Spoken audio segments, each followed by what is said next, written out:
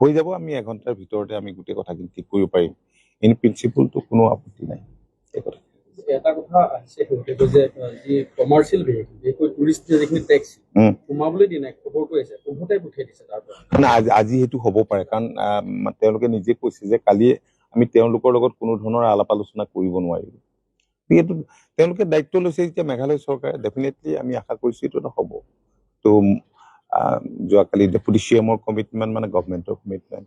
আজিও মুখ্যমন্ত্ৰীগৰাকীয়ে এইটো কৈছে, ৰেষ্ট এচিয়ৰ্ড, কোনো তেনেকুৱা হেৰি কৰিবলগীয়া নাই।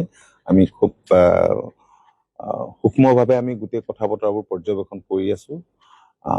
গতিকে ডেফিনেটলি কালিৰ পিছত আজি আৰু 14টা সংগঠনে আপোনালোকৰ ওচৰত কি নতুনকৈ কৈছে, দাবী বা নিৰাপত্তাৰ কথা, সুৰক্ষাৰ কথা? নিৰাপত্তা আৰু সুৰক্ষাৰ কথাটো কৈছে, আৰু তাৰ কাৰণে আপোনালোকে গমেই পাইছে যে দুইখন ষ্টেটৰ দুয়োগৰাকী IGPক লৈ যৌথ কমিটি থাকিব, আৰু তেনেকুৱা কমিটিবিলাকত তেওঁলোককো জড়িত কৰাটো তেখেতসকলে বিচাৰিছে, যিবিলাক এছ'চিয়েশ্যন আছে, যাতে পোনপটীয়াভাৱে কথা বতৰাবিলাক তেতিয়া পাতিব পাৰে, শ্বেয়াৰ কৰিব পাৰে। সেইটোৱেতো প্ৰায়ে হৈ থকা কথাটো। স্থায়ী সমাধানটো এনেধৰণে কৰিব লাগিব, জইণ্টলি যদি এই গোটেই কথা বতৰাবিলাক ক'ৰবাত এটা ঘটনা ঘটিলে, সেইখিনি যদি লগালগ দুইখন ষ্টেটৰ আইন শৃংখলাৰ দায়িত্বত থকাসকলে যদি পায়, তেতিয়াহ'লে আমি টেক আপ কৰিব পাৰিম কোনটো ইছ্যু কেনেধৰণৰ। যোৱাকালি যিটো হেল্পলাইন নাম্বাৰ দিয়া হৈছিলে, হোৱাটছআপ নাম্বাৰটো অ'কে, লেণ্ডলাইন নাম্বাৰটো অলপ কনফিউজিং আছিল। 036123815111 এইটো। আৰু কিমান বাহন তাৰ পৰা আনিবলগীয়া হৈ আছে, হৈ আছে বা আনিবলগীয়া হৈছে? কালি অলপ আপডেট হৈছে নহয়, কালি আপডেট আছে, আজিও আহি আছে বুলি কৈছে। টোটেল মই দি দিছো। আৰু এটা সমস্যা দেখিবলৈ পোৱা যায় যে পিকআপ আৰু ড্ৰপিং যোৰাবাটলৈকে তেওঁলোকৰ গাড়ীয়ে মেঘালয়ৰ পৰা লৈ যায় আৰু তেওঁলোকে আনিব বিচাৰিছে। অসমৰ গাড়ীত আচলতে সোমাবলৈ দিব বিচৰা নাই টুৰিষ্ট, সেই কথাটো আকোৰগোজ হৈ আছে তেওঁলোক। এই কথাত নাই, সেই কথাটো যোৱাকালি আমি সেইখিনি কথা পাতিছো, তেনেকুৱাতো কথা নহয়।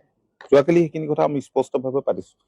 এই বিষয়বোৰ আজি নহয়, আজি ইয়াতে আমি গম পাইছো যে 3 বছৰ আগতে এনেধৰণৰ কথা বতৰাবিলাক হৈছিলে, যে আমাৰ অসমৰ পৰা যিখিনি গাড়ী আহে তেওঁলোকে এঠাইলৈকে নিব, তাৰ পৰা তেওঁলোকৰ গাড়ীয়ে বেলেগ এঠাইলৈ নিব, যিটো ছিকিমত হোৱা বুলি তেওঁলোকে কয়। সেই কথাখিনি যোৱাকালি আমি আলোচনা কৰিছো, সেইবিলাক সম্পৰ্কে কোনো হেৰি কৰিবলগীয়া নাই।